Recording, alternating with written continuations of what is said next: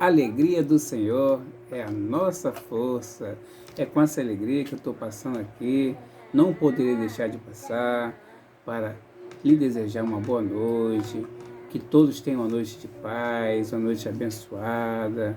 Que o Senhor acampe os anjos sobre o seu lar, sobre a sua vida.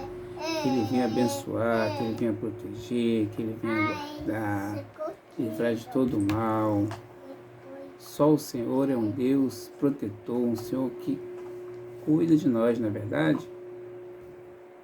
E eu venho aqui pedir um favor de todos vocês, que dê o seu like, venha se inscrever no nosso canal, venha fazer parte da nossa família.